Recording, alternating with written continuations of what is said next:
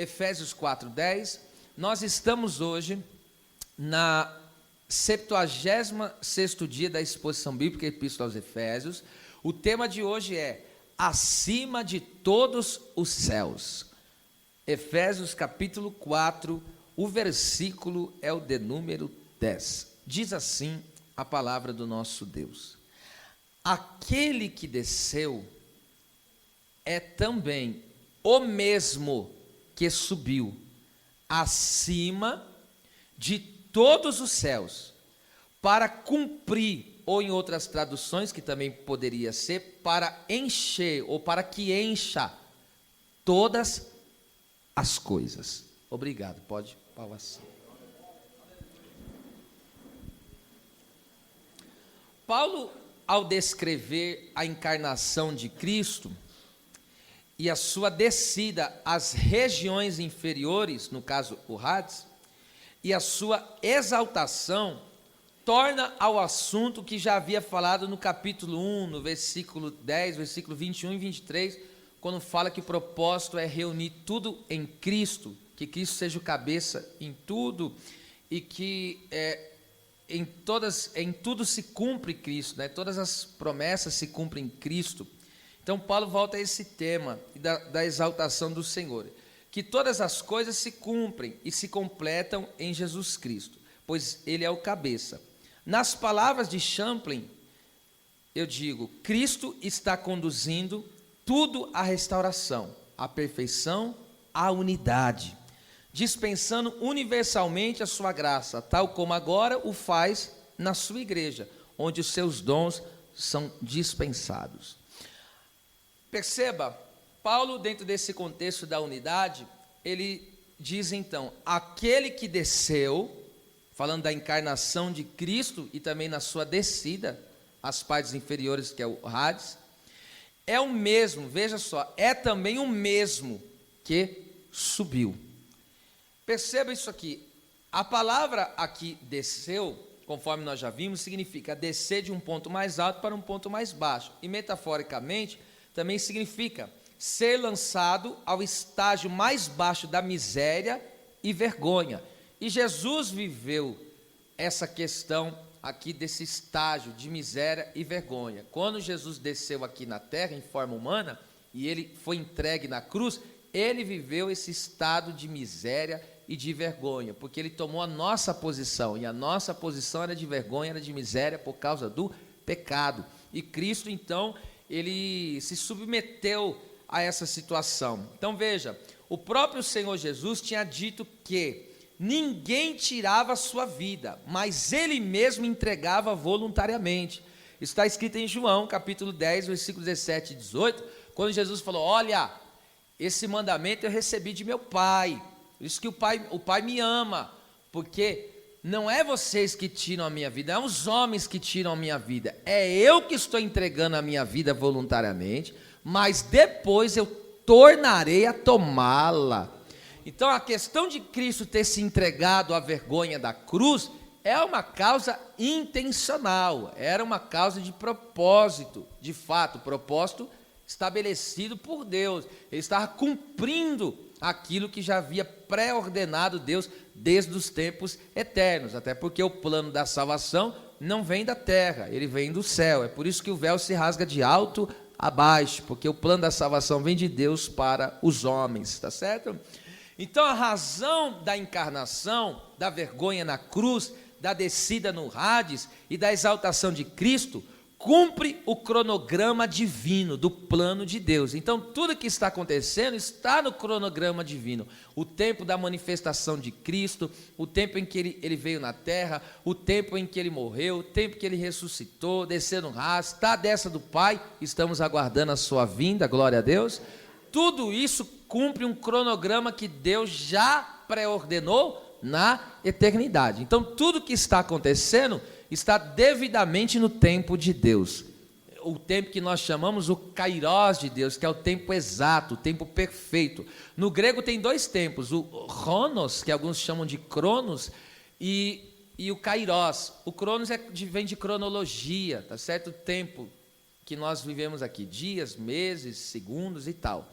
Agora o Kairos é o tempo de Deus, é aquele tempo exato, é aquele tempo perfeito, tá certo? Então tudo já está nesse planejamento de Deus. Então, portanto, a vergonha da cruz que Jesus se submeteu, percebe, ele se submeteu a ela, porque ele mesmo falou: Pai, eu vou fazer a tua vontade, é a tua vontade que eu vou fazer. Então era para libertar, tinha uma razão para isso, era para libertar os homens do senhorio do pecado e do inimigo. Lembra? Todo ser humano não estava dominado pelo pecado, escravizado pelo pecado, não estava dominado pelo inimigo, e é onde surge a divisão, é onde surgem as contendas, é onde surgem as inimizades. Então veja, então o ser humano estava sobre esse domínio. Então a causa de Jesus enfrentar a cruz, se entregar na cruz, é para nos libertar dessa dominação, é para nos libertar desse domínio, desse senhorio, tanto do pecado como do inimigo, conforme já disse. Porque se não fosse essa obra de Cristo, não poderia haver unidade do Espírito no corpo de Jesus Cristo. Então, se não fosse a obra de Jesus, a encarnação de Cristo, ou seja, Jesus vir na terra, morrer na cruz do Calvário, pagar o preço pelos nossos pecados, não haveria unidade na igreja, porque a igreja, ou no caso, não haveria unidade, né, na igreja, na vida dos homens. Por quê? Porque o homem estaria dominado por outros senhores, então estaria fazendo a vontade da carne, estaria fazendo a vontade do inimigo. Agora, como Cristo veio, quebrou o poder das trevas, quebrou o poder da carne, quebrou o poder do pecado, nós estamos sobre o domínio dele, sobre o senhorio dele, como exaustivamente nós temos visto no decorrer desse estudo. Agora veja em Hebreus capítulo 12, versículo 2, então Jesus, ele não se importou, ele desceu as partes, no caso quando fala inferiores ali, está dizendo no raso, mas Jesus desceu o estágio de maior humilhação, e o estágio de maior humilhação que Cristo enfrentou foi na cruz, porque naquela época, ser pendurado no madeiro, morrer como Jesus morreu, era a morte mais vergonhosa que existia. Não existia na época uma morte mais vergonhosa do que aquela, e está escrito em Deuteronômio, que a morte da cruz era para as pessoas que eram tidas como malditas. Por isso que Jesus foi, a Bíblia diz que ele crucificou o velho homem, a maldição foi tudo com ele na cruz do Calvário, tá certo? Por isso que contra a nossa vida não tem mais maldição. Cristo já triunfou sobre isso. Agora olha que versículo lindo. Olhando para Jesus. Esse olhando aqui no original significa tirar os olhos de todas as outras coisas e fixar em outra. Então aqui olhando para Jesus, então eu tenho que tirar o olhar de qualquer coisa e focar unicamente em Jesus.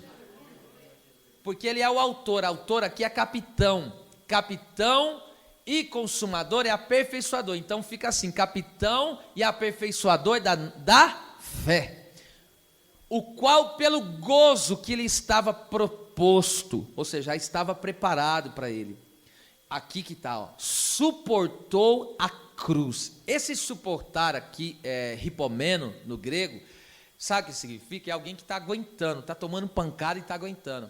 Só que é alguém que está apanhando, está sofrendo uma oposição muito grande, e não só está aguentando. O texto aqui no grego dá a ideia de alguém que mesmo diante dessa oposição, mesmo diante dessa pressão, mesmo diante dessa dor, ele está suportando, mas não está parado, ele está caminhando. Veja por que Jesus não parou na via dolorosa. Estava com a cruz, estava com o espinho, coroa de espinho na cabeça, estava com a cruz nos seus lombos, estava com o corpo retalhado, mas estava parado, ele foi andando.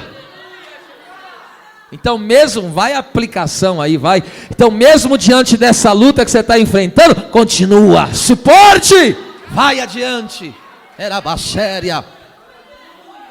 Esse suportar aqui não é ficar parado apanhando, não. É alguém que está bravamente, ainda que está sendo, o mundo, as perseguições, os ódios dessa vida, as batalhas, a pessoa está lá, apanhando, mas está suportando, porque Deus está com ela e ela está caminhando. E agora veja só, suportou a cruz, aqui que está o ponto, desprezando a afronta. Ah, meu Deus. E assentou-se à destra do trono de Deus. Agora, deixa aí. Olha só, desprezando a afronta. A palavra afronta aqui é vergonha, é desonra. A palavra grega aí é aisrene. Então, essa palavra significa vergonha, significa desonra. Então, Jesus, escute só isso, ele desprezou a vergonha. Sabe o que ele falou? Eu nem estou ligando porque eu estou sendo envergonhado. É isso, ele falou, eu não estou me importando com essa vergonha que eu estou passando. A vergonha de Cristo foi pública. Ele estava passando uma vergonha pública, mas o que ele falou? Eu desprezo essa vergonha. Eu não estou nem dando atenção para essa vergonha. Então, Cristo, ele não se importou de se envergonhar por mim. É por isso que Paulo bradava, eu não me envergonho do Evangelho. Eu não me envergonho de ser crente, por quê? Porque o meu Senhor, o meu Salvador, não se envergonhou de tomar a minha vergonha. Oh, gente, escute, por que aqui ele está falando de vergonha? Sabe por quê?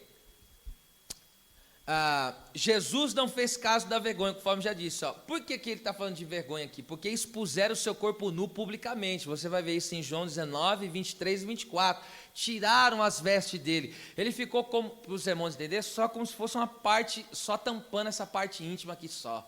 Tá? Como se fosse uma tanga, assim, alguma coisa desse tipo. Bem curta. É a única coisa que tinha no corpo dele, mas o corpo dele estava nu. Isso é uma vergonha muito grande, tá? Ainda mais dentro do contexto da época. E ele está todo retalhado, ele está todo machucado, ele está todo ferido, pagando por algo que não fez, ou seja, era a vergonha nossa. E agora, por que Jesus ficou nu, ali, no caso, praticamente nu, publicamente? Irmão, é feio, não é uma pessoa ser exposta à nudez? Agora, toda arrebentada, humilhada, cuspida. Meu Deus. Oh, meu Senhor. Então Jesus desceu, ele assumiu a vergonha pública na cruz. E por que ele assumiu a vergonha pública na cruz? Porque o pecado envergonhou, o pecado desonrou, o pecado separou os melhores amigos. Você sabia que o pecado separa os melhores amigos? Quem que é o nosso melhor amigo? Deus, irmão, não existe melhor amigo que ele. Só que está escrito lá em Isaías 59, 2, diz lá assim, as vossas iniquidades fazem divisão. Então, o pecado divide, a vergonha do pecado divide, traz divisão. E ainda mais, em Gênesis 2, 25, lembra? O texto diz que Adão e Eva estavam nus porque eles se vestiam da luz de Deus. E a vestimenta de Adão e Eva era a luz da glória de Deus. Essa era a vestimenta deles. Eles não tinham vestimenta física, era só aquela vestimenta espiritual. Agora o texto diz que eles andavam nus e não se envergonhavam. Mas em Gênesis 3:7, após o pecado, diz o texto, abriram-se os seus olhos e perceberam que estavam nus. E agora veja, por que antes de eles pecarem, eles estavam nus e não tinham vergonha? Porque onde não tem pecado, não há vergonha. Tá certo? A vergonha está no pecado. Agora veja, o texto diz que a primeira coisa que Adão fez, depois de ver a sua vergonha, a vergonha ali é do pecado, tá certo? E ele e Eva se olharam e falaram, que vergonha, estamos nus, porque eles sentiram a vergonha do pecado. E aí o que diz o texto? Diz o texto que eles se esconderam. Se esconderam, eles se separaram de Deus. Então veja que o pecado ele causou a vergonha, ele causou a desonra e ele causou a divisão, separou os melhores amigos. Então com isso, Jesus, ele crucificou a nossa nudez, Jesus crucificou a nossa nudez, Jesus crucificou as nossas mazelas, Jesus crucificou a nossa desonra, Jesus crucificou a nossa vergonha. Então aquilo que causava vergonha e separação, ou seja, tudo aquilo que causava vergonha e separação, Cristo na cruz, ele crucificou, tá certo? Então aqui, essa descida de Cristo aqui na terra, essa descida de Cristo, humilhante dele aqui na terra, é para um propósito, ele tomou a nossa vergonha para que nós pudéssemos ser honrados na presença dele, certo? Ele assumiu essa posição, mas ele não permaneceu nessa posição. Hoje ele está coroado em glória. Então aqui o apóstolo Paulo fala, ele desceu, entendemos o propósito porque ele desceu, para desfazer o quê? A vergonha do pecado que causava divisão, tá certo? Causava divisão. E agora Cristo, ele tomou sobre ele na cruz do Calvário essa afronta, essa vergonha, ele tomou sobre ele, mas ele não ficou por aí. Agora o texto diz que ele ressuscitou, glorioso, né? E quando ele ressuscita, ele sobe ao céu. Então a subida de Cristo, ou seja, a sua exaltação, fala do seu senhorio absoluto, supremo. Então quando Paulo ele narra a vinda de Cristo aqui na terra, é para nos libertar do senhorio da carne, ou seja, do pecado, do inimigo. Quando ele desce lá no Hades, é para proclamar a sua vitória. Ele proclama a sua vitória, ele se declara quem ele é. Eu sou todo-poderoso. Diante de homens ímpios que estavam no lugar de tormento, diante dos demônios que estavam no abismo, e também para ali se revelar para os seus servos, no caso, que estavam no seio de Abraão, e levá-los para a eternidade, como estão lá nesse exato momento, para a Nova Jerusalém. Agora, entenda isso aqui. A exaltação de Cristo, aqui o que Paulo está querendo dizer, que essa exaltação de Cristo, esse assentar de Cristo aqui na terra, o que tem a ver para nós? O que tem a ver essa exaltação de Cristo? O que tem a ver com essa unidade? Aí eu leio um texto que Pedro cita em Atos 2, 34 a 36, se referindo ao Salmo 110, era o salmo que Davi havia falado, era um salmo messiânico. Olha só, porque Davi não subiu aos céus, mas ele próprio disse, no Salmo 110, verso 1 está escrito isso: disse o Senhor ao meu Senhor, assenta-te à minha direita. Então o pai falou ao filho, assenta-te à minha direita. Aqui está o ponto, ó. Até que ponha os teus inimigos por escabelo de teus pés. Sabe o que é escabelo? Escabelo era o lugar onde as pessoas, como se fosse uma madeira, assim, uma parte debaixo do trono, onde ele descansava os pés. Então ele colocava em cima dos pés, o pé em cima daquele, é um estrado, tá certo? É como se fosse esse degrau da escada aí, para vocês entenderem. Então agora o texto está dizendo que os pés de Jesus estão assim, ó, sobre todos os inimigos. Amém. Pensei que você não ia reagir a isso. Então Jesus, os pés de Cristo está descansando sobre os seus adversários, ó. Versículo 36, onde eu explicar isso: saiba, pois, com certeza, toda a casa de Israel, que a esse Jesus a quem vós crucificaste, Deus o fez Senhor, que é dominador de tudo, e Cristo. Agora perceba isso aqui. A palavra escabelo, conforme já disse, no grego hipopódion, significa estrado dos pés, é estar sob o total controle. Então veja, todos os inimigos estão sob o total controle de Jesus Cristo exaltado. Vou repetir isso aqui, hein? Você tem que gravar isso na tua mente aí, ponhar no coração essa palavra. Aleluia, todos os inimigos estão, aleluia, sob o controle de Jesus Cristo, o Senhor da glória. Todos os inimigos, não existe um inimigo que esteja fora de domínio, todos eles, qualquer que seja ele, está debaixo dos pés do Senhor.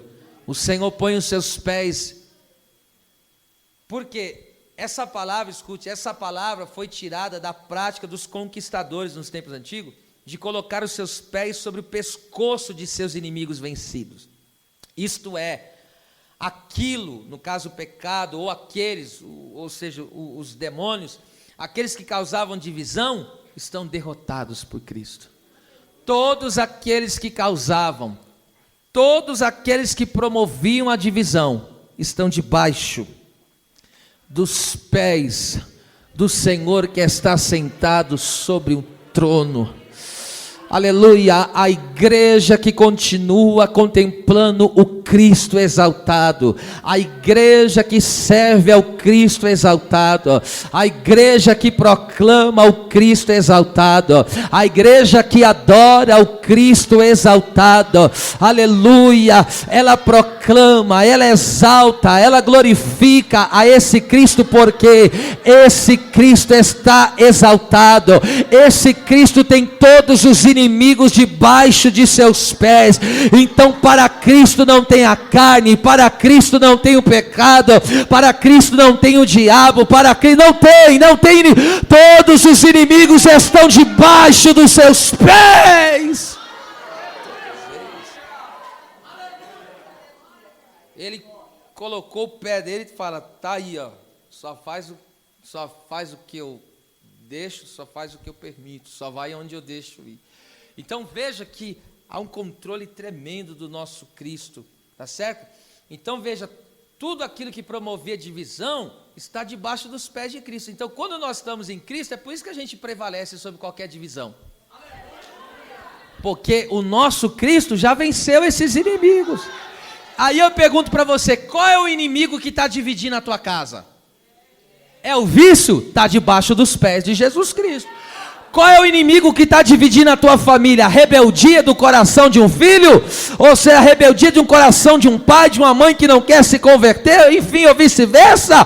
A rebeldia de uma mulher que não quer se converter está debaixo dos pés do Senhor. Se Cristo quiser, vai te dar vitória hoje ainda. Aleluia, aleluia, aleluia, aleluia. Visualiza esse Jesus, porque vai ter unidade na tua casa. Contempla o Cristo exaltado, vai ter unidade na tua família. Aleluia, a igreja está debaixo do senhorio de Jesus. Arabaxanda, calabaçai.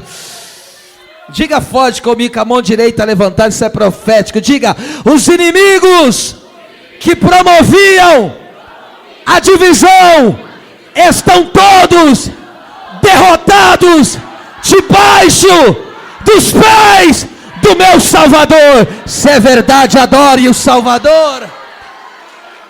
Alamandarabachanda candarabacandarapia, alabachanda candarabacai. É por isso que nós vamos continuar procurando guardar a unidade do Espírito. Deus é maior do que essa fraqueza, Deus é maior do que essa investida de Satã, Deus é maior. Deus é maior, aleluia. Aleluia, vejo que Deus está nesses dias quebrando grandes ciladas contra a casa, contra a família. Alabachanda, você vai levantar a bandeira que Josué levantou. Qual é a bandeira que Josué levantou? Eu e a minha casa, eu e a minha casa servimos ao Senhor.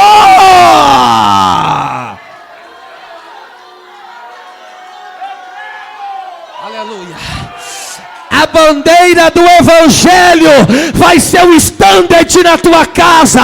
Você vai levantar a bandeira do Evangelho e vai dizer: ei pecado, ei carne, ei inimigo, aqui quem reina é Cristo, aqui quem comanda é Cristo.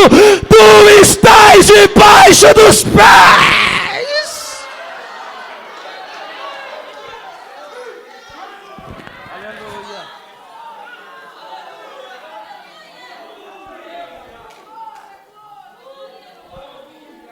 Agora que Paulo fala, olha que tremendo, Paulo fala assim, no versículo 10, é a parte A que nós estamos lendo, ele diz assim, ó, aquele que desceu é também, ó, o mesmo, ele é o quê?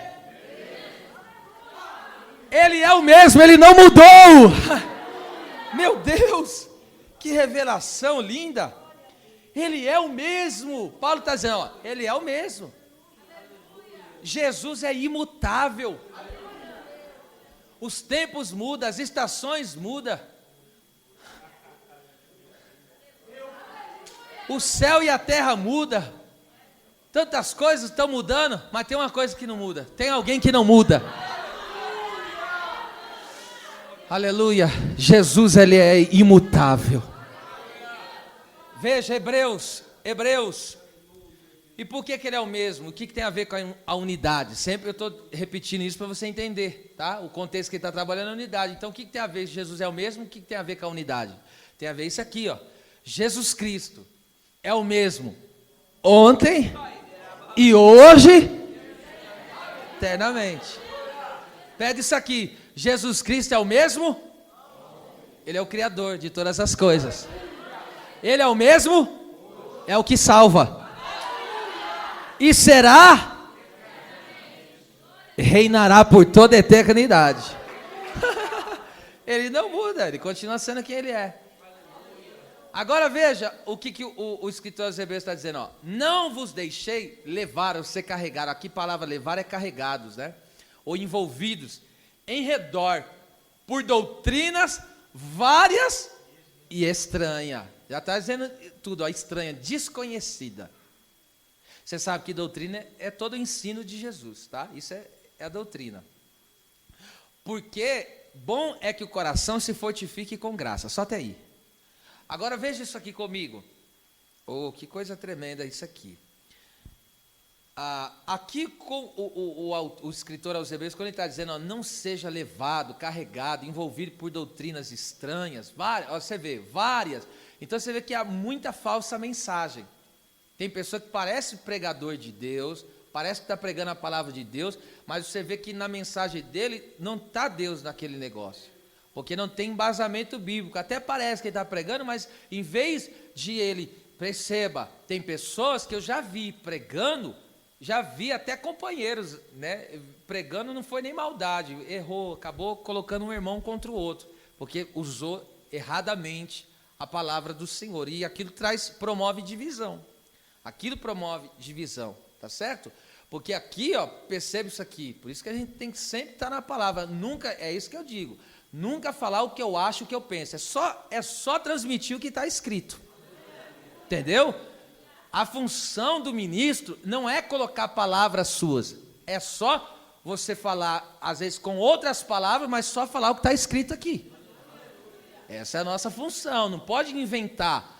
A mensagem, ela tem que ser extraída, isso é exegese, né? É você extrair o que está escrito aqui, tá certo? É você trazer, extrair aquilo que Deus quis falar, aquilo que Deus quer falar. E aí a gente usa essa palavra aqui, eu não uso esses termos teológicos, né? A hermenêutica. Eu faço a exegese, ou seja, eu mostro para você o que está escrito, o que Deus quis dizer ali pelo Espírito Santo, é claro. E agora, o que é hermenêutica? Eu trago aplicação para os dias de hoje. O que essa mensagem tem a ver comigo? O que eu faço com essa palavra? Isso é hermenêutica. O que eu faço? Eu vou passar a colocar em prática para viver essa palavra.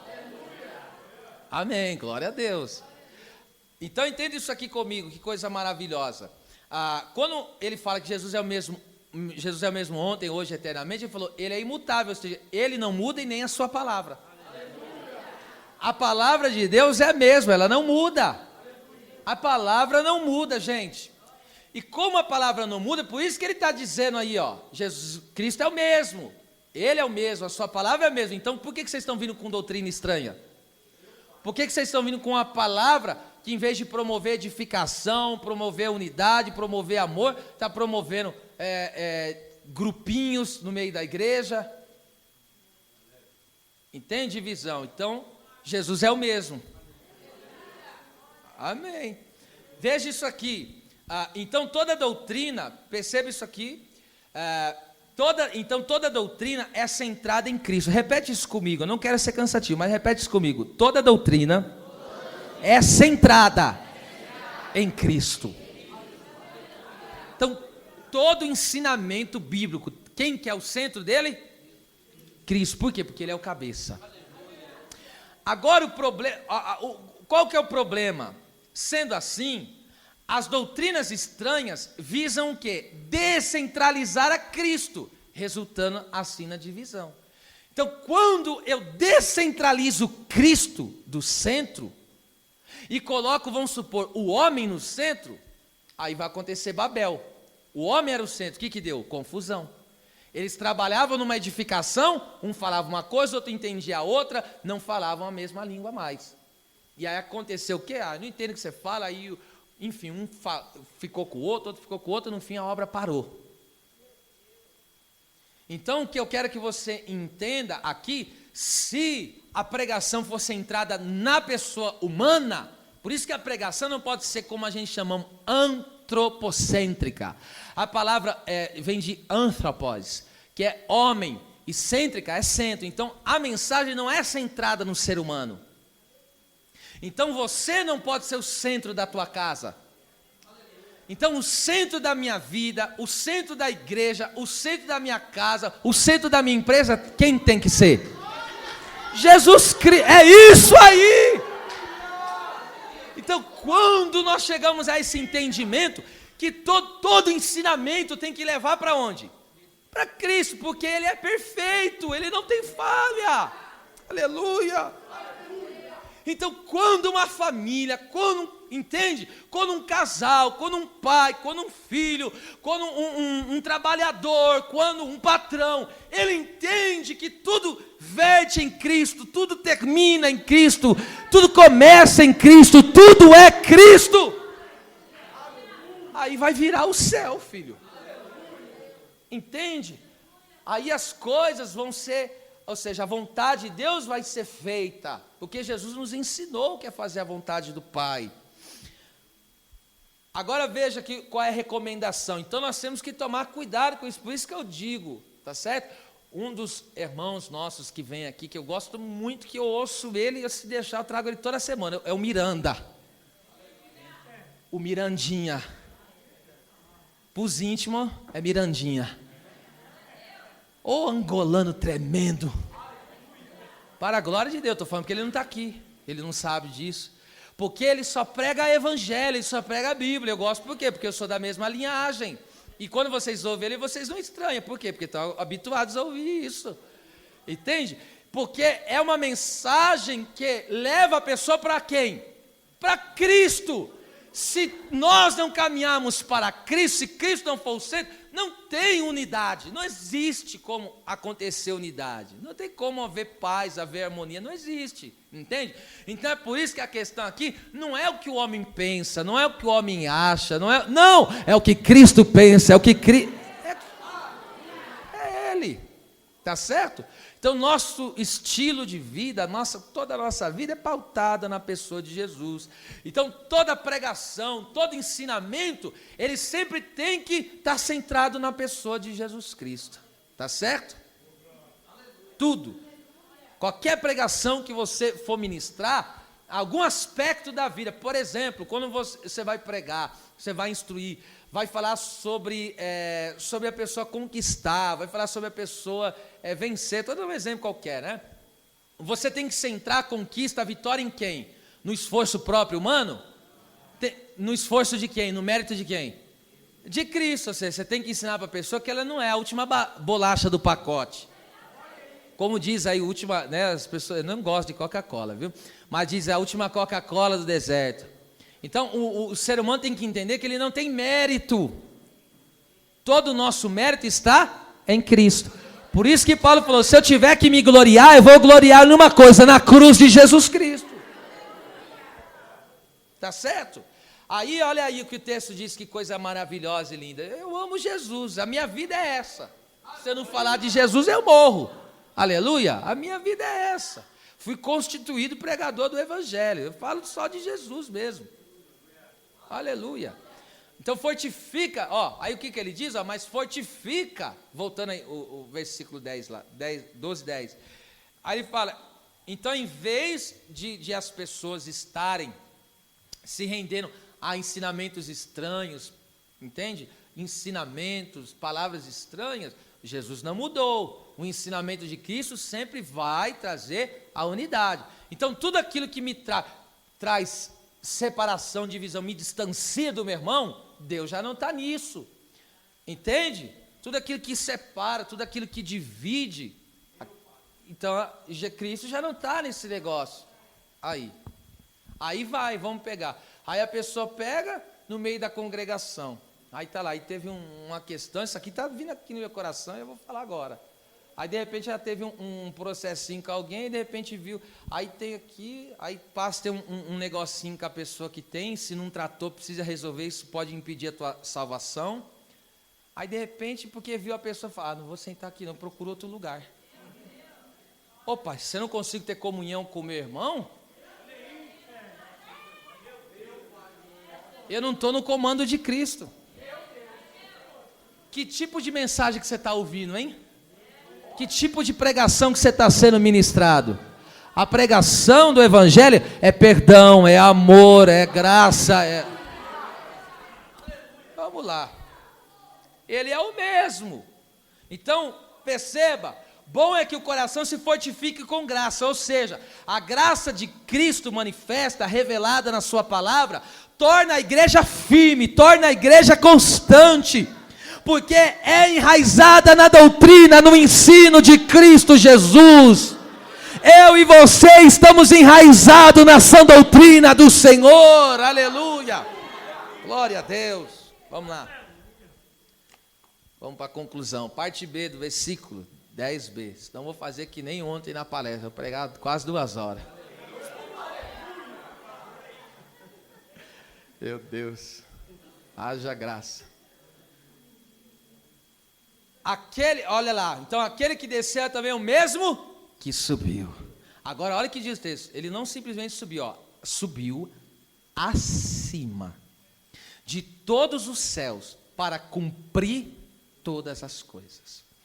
Primeiro, a palavra acima aí, a palavra grega aqui é hyperano, significa muito mais elevado, bem acima.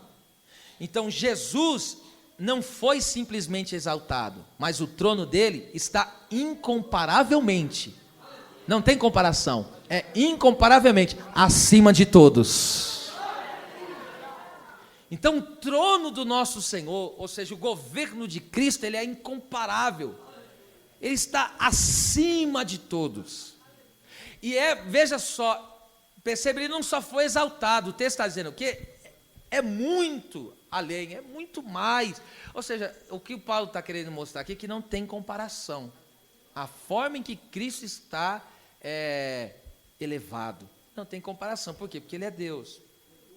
Agora veja isso aqui é de encher o coração de graça. Olha lá, 1 Pedro 3:22, olha lá, o qual, está falando de Cristo, o qual está à destra de Deus, tendo subido ao céu, havendo-lhe sujeitado os anjos, as autoridades e as potências ou poderes, que dá na mesma aqui.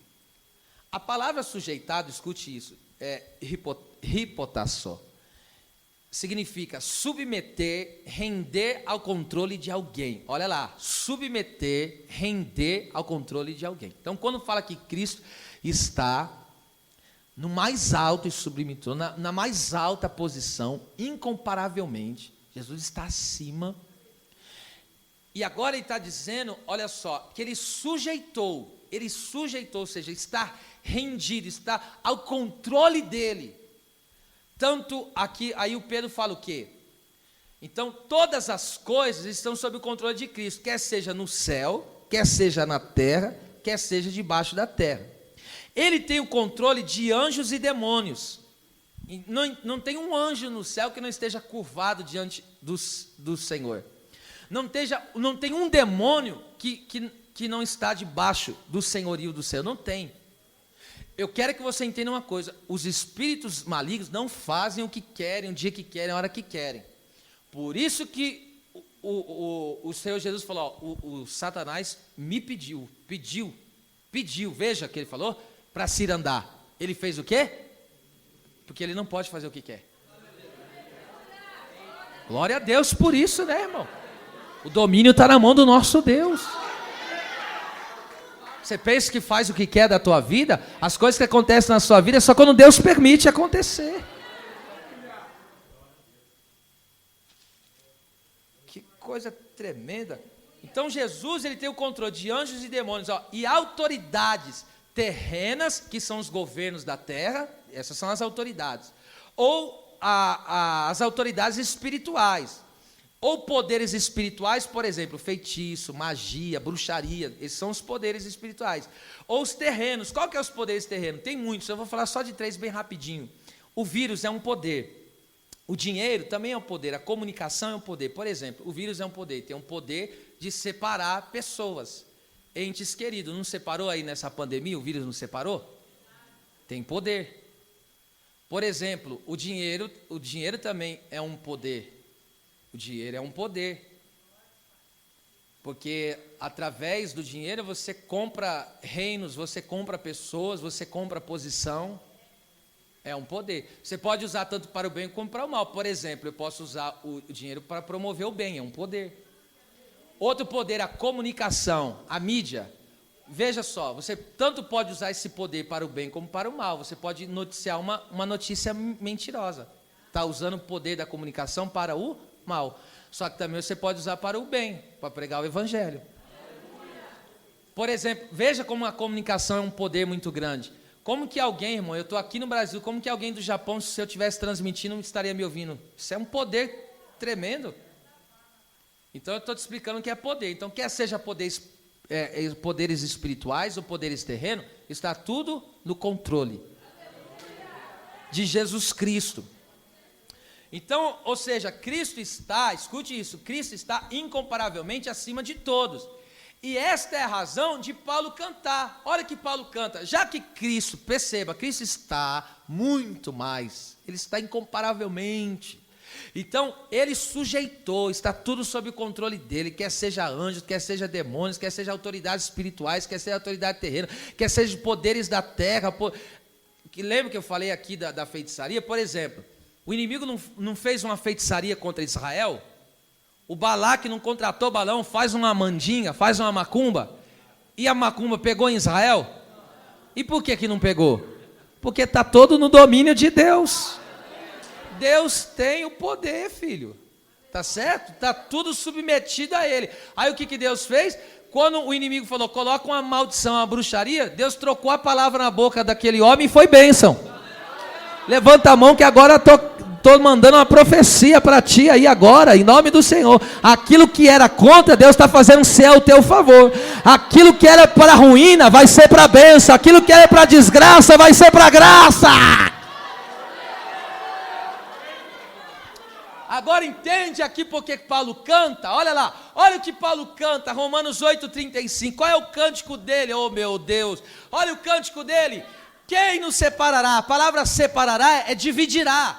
Quem nos dividirá do amor de Cristo? Aí ele está falando as coisas terrenas, ó, a tribulação, ou a angústia, ou a perseguição, ou a fome, isso são as coisas da terra, tá certo? Essas são as coisas da terra, ou a nudez, ou o perigo, ou a espada, que é a guerra, né? Versículo 37, já vai para o 37, ó. Mas em todas essas coisas, somos mais que vencedores por aquele que nos amou. Olha lá, 38, porque estou certo que nem a morte, nem a vida, nem anjos, nem principados, nem potestade, nem o presente aqui agora, hoje, nem o que está por vir aí nessa terra, nem a altura, nem a profundidade, nem alguma outra criatura nos poderá separar do amor de Deus, que está em Cristo Jesus, o nosso Senhor. Alabaxanda candarabacaia.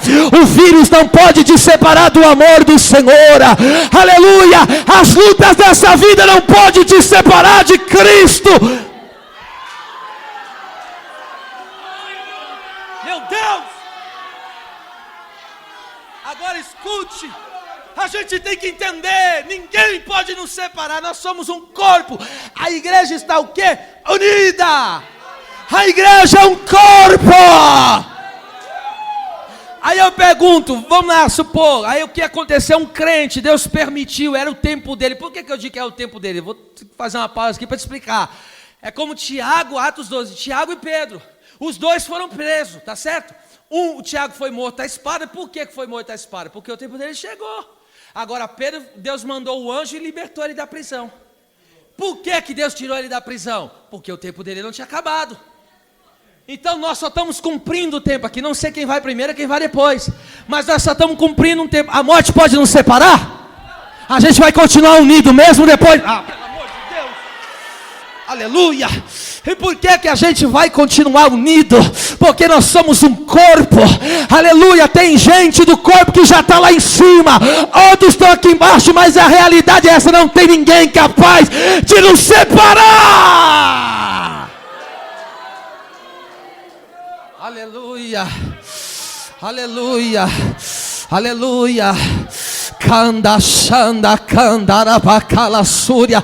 Veja que Jesus tem o controle sobre tudo e sobre todos, e ninguém pode nos separar. Veio aí essa pandemia, o governo mandou fechar as portas dos templos, o governo mandou parar disso, parar daquilo, mas eu digo, separou a igreja, separou, dividiu a igreja do Senhor continua intacta. Aleluia. Pode fechar os templos, mas o culto nunca vai parar, porque a igreja não cultua no templo físico, a igreja cultua no santíssimo lugar, porque tem entrada lá pelo sangue do Cordeiro.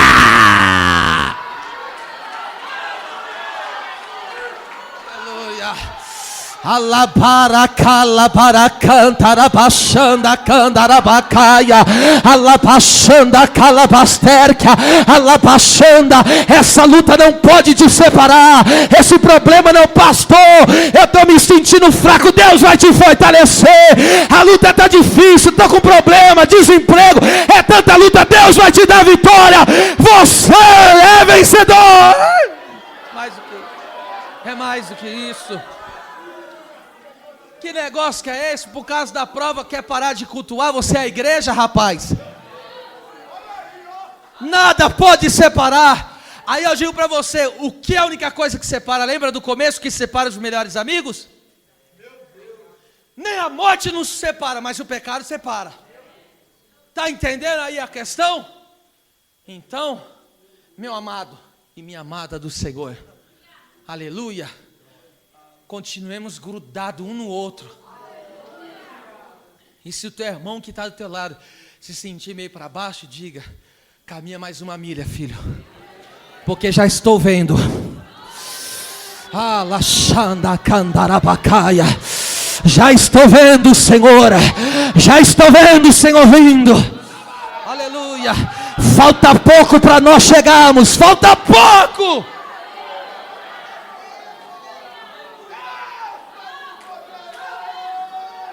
Mesmo diante dos ataques do mundo, mesmo diante dos ataques do inimigo, a igreja permanece unida. E por que permanece unida? Porque está centrada em Cristo, porque está firmada em Cristo.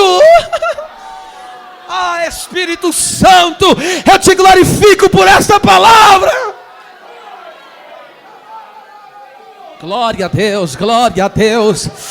Aleluia. Pode querer fazer macumba, feitiçaria, pode fazer acender charuto, farofa, pode acender vela branca, vela preta, vela marrom, vela vermelha, pode fazer amarração dos 7 dias, 14 dias, pode matar o fogo, acender o charuto, pode acender vela, pode fazer o que for, vai falir a fábrica que fornece o material, mas aí...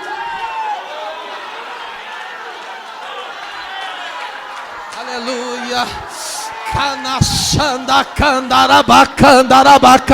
Diga com as duas mãos direitas levantadas, diga bem forte, diga: em Cristo Jesus nós somos mais do que vencedores.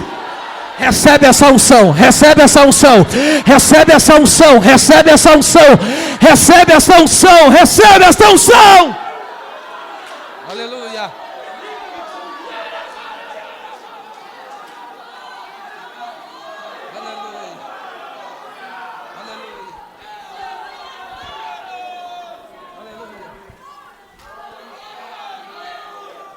Agora, eu encerro dizendo: aquele que desceu também é o mesmo, não mudou. É aquele que subiu, e não subiu, simplesmente subiu, ele subiu acima de todos. Todos o céu. Agora para encerrar, para cumprir todas as coisas. A palavra cumprir no grego aí é plerô. Significa tornar cheio, completar, tornar perfeito, cumprir, finalizar. O propósito de Deus de salvação, vida eterna, tudo se cumpre em Cristo. E Cristo é o Rei, é o Senhor, é o Deus que cumpre, que enche todas as coisas, assim como a sua igreja. Não tem uma parte do corpo de Cristo que não tem Cristo. Eu vou repetir isso aqui. Não tem uma parte do corpo de Cristo que não tenha Cristo. Todo o corpo é cheio de Cristo. Por quê? Porque o corpo é de Cristo. Meu Deus. Quem ouça, que entenda o que eu falei aí agora. Agora veja só. Aqui eu já disse, a palavra tanto pode ser traduzida, a revista atualizada, como várias outras traduções, prefere aqui a palavra para que encha todas as coisas. E é válido também que na finalidade dá a mesma. Agora veja.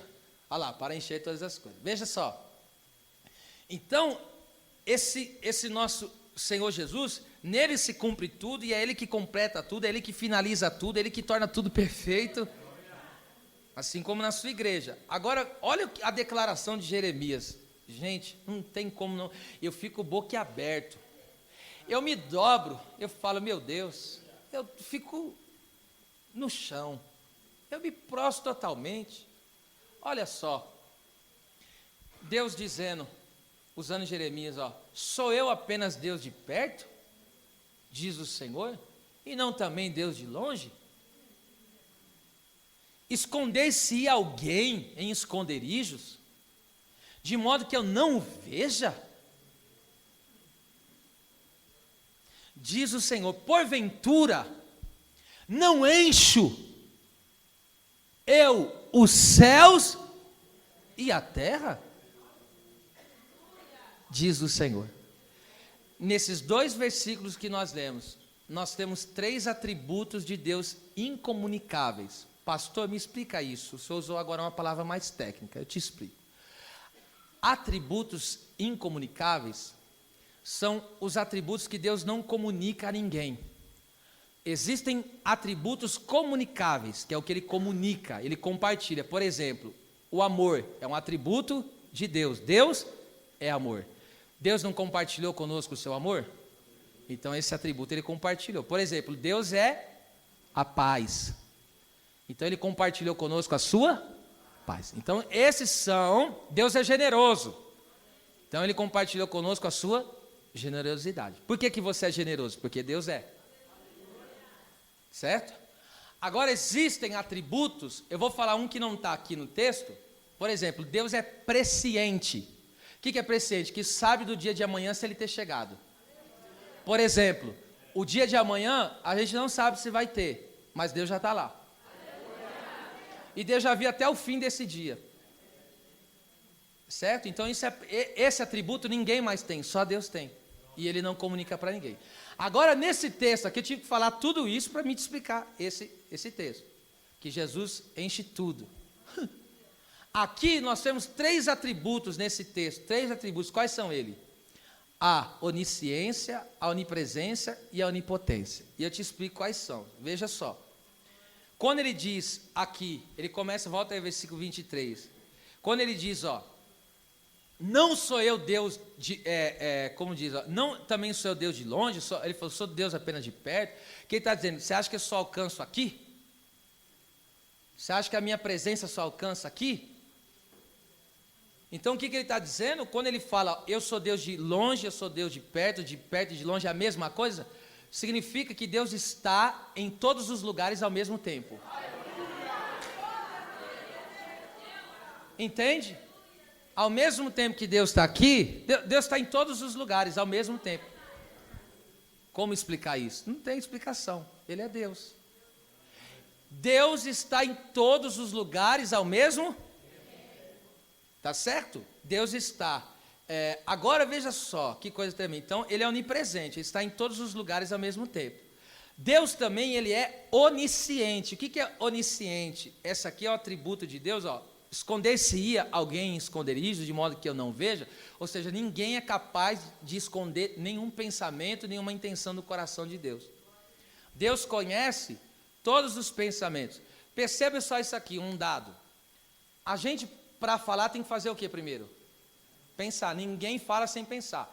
Você viu o dado que eu dei ontem, que uma mulher, ela fala quantas 1000 palavras por dia? Quem lembra? 30 mil palavras por dia. Eu estou falando, uma pessoa é capaz de falar 30 mil palavras por dia. O homem fala 15 mil, segundo os estudos. Agora entende, agora calcula, não tem número para isso, mas olha isso aqui, não perca o foco da onisciência. Se a pessoa fala 30 mil palavras, significa que ela tem milhares de pensamentos por dia. Agora veja, a onisciência de Deus faz com que Deus conheça ao mesmo tempo todos os pensamentos dos seres humanos.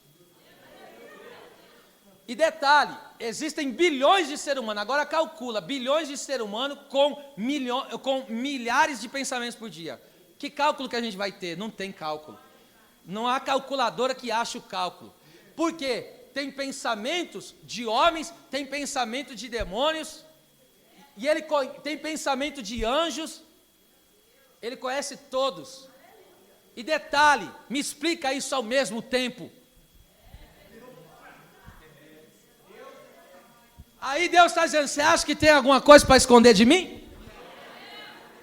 Aí, o que eu acho, esses tempos atrás aí, oh meu Deus, mas enfim, a pessoa pega e fala, ai, tomara que a pessoa não veja. Oxe, vai adiantar o homem não ver? Se Deus conhece tudo, sabe de tudo, não adianta ficar escondendo o pecado, meu filho, Ele está vendo. Aí está com aquele pensamento, aquela maquinação, tá aquela ira no coração ainda com o irmão. Aí Deus só está olhando aquele lá. Aí ele vai lá e fala, te louvarei. Aí o papai olha assim no coração e fala, tá louvando mesmo?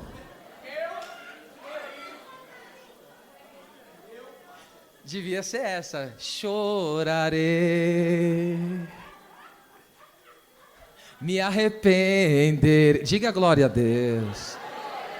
Nos ajuda, Espírito Santo. Então ninguém escapa da presença, ninguém esconde nada de Deus. A visão de Deus, imagine a visão desse Deus, a visão dele é penetrante. Quando Deus olha para nós, Ele nos desnuda. E sabe uma das coisas que Deus usa para revelar a nossa vida para nós mesmos, sabe o que é? A palavra. A palavra revela os nossos pensamentos e intenções do coração. Por que revela? Porque é a palavra dele. Aí a pessoa estava maquinando, está com coisa, entende? Está planejando, vou fazer isso, vou fazer aquilo. Aí vem uma palavra como essa nessa noite. Outro atributo de Deus, esse aqui, agora chegamos naquele lá. Olha lá, a onipotência. O que é a onipotência de Deus? Olha lá, Deus ele enche. Presta atenção. Deus, irmão, Deus é tão cheio que nem o céu, nem a terra, nem o céu é suficiente. Ele tem tanta glória, ele tem tanto poder, que Salomão falou sobre isso, o Estevão falou sobre isso na sua pregação, ele falou, nem os céus do céu podem conter a tua glória. Porque os judeus achavam que a glória de Deus só estava dentro do templo. Aí Estevão falou, vocês estão doidos? Nem os céus dos céus, nem a eternidade, ou seja, Deus, a glória de Deus enche o céu, enche a terra, enche até debaixo da terra. Não existe uma parte desse lugar que não tem a glória de Deus. Alguém fala, mas no abismo tem a glória de Deus? Injustiça. A justiça de Deus está lá, isso é o que? A glória de Deus. Lá no lugar de tormento, tem a glória de Deus? Tem a glória de Deus, mas em que forma? Em juízo, em condenação. Porque Deus é justo. Se Deus não condenasse as pessoas que estivessem no erro, que não aceitassem Jesus, Ele não seria Deus verdadeiro. Então Deus é coerente até da maneira de conduzir as coisas no sentido final da obra, de salvar e condenar. Esse Deus é santo. Quantos podem dar uma palavra, pelo menos uma palavra de louvor a esse Deus tão grande? Glória a Deus. Nós se rendemos diante da tua santidade, nós se rendemos diante do teu senhorio, nós se rendemos diante da tua glória, Senhor. Limpa o nosso coração e a nossa mente nesta noite, Senhor.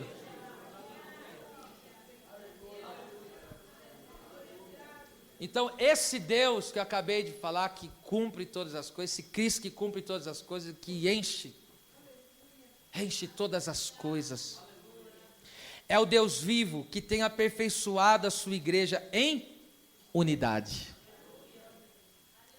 João 17, 23, Jesus ora dizendo, para que eles sejam perfeitos em unidade. Então com isso eu encerro dizendo, em tudo, Jesus tem a supremacia.